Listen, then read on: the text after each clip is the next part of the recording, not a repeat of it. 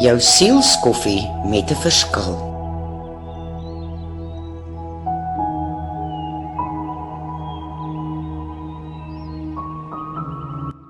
Wat gebeur wanneer God jou roep?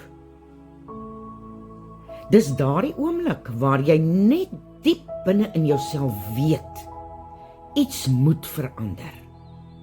Jy kan nie meer aangaan soos altyd nie. Dis amper asof God jou by 'n kruispunt bring en saggies vra, gaan jy my kies, my kind? En die waarheid is, daardie besluit verander alles.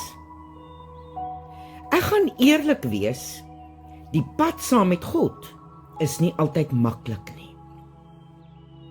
Dis nie 'n alles raak sommer perfek storie nie. Partykeer raak dinge eers deurmekaar voordat dit beter raak. Want God begin werk aan die dele van jou hart wat jy dalk al vir jare probeer wegsteek.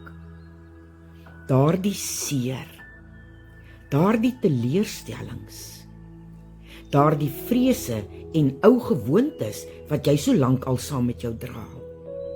En party dae voel dit regtig asof jou lewe uitmekaar val. Maar eintlik is God besig om jou weer mooi aan mekaar te sit. Net soos hy jou bedoel het om te wees.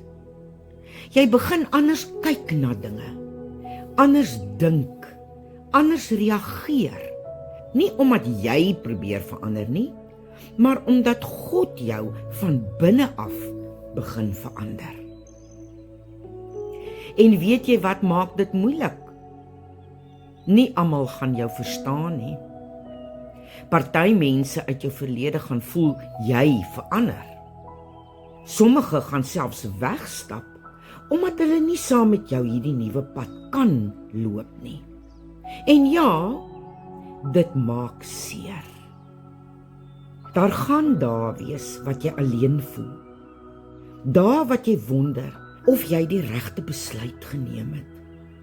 Dae wat jy huil en vir God vra, hoekom is hierdie pad so moeilik? Maar dis gewoonlik in daardie oomblikke wat jy God die diepste leer ken. Want wanneer jy nie meer op mense kan staatmaak nie, leer jy om op hom te vertrou. Wanneer jy nie meer antwoorde het nie, leer jy om in geloof te stap. En stadig maar seker begin jy besef, jy is nie meer dieselfde mens as voorheen nie. Jy begin vrede kry waar daar eens chaos was. Jy begin hoop kry waar daar eens moedeloosheid was. Jy begin jouself sien soos God jou sien. En eendag kyk jy terug en besef, wow, kyk hoe ver het God my gebring. Dan verstaan jy hoekom alles moes gebeur. Hoekom jy moes let go en hoekom God jou geroep het.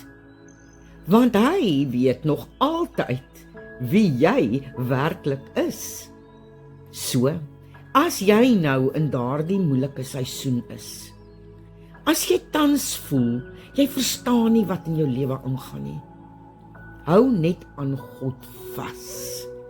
Hy los jou nie, hy vergeet jou nie, en hy vat jou nie verniet deur hierdie proses nie.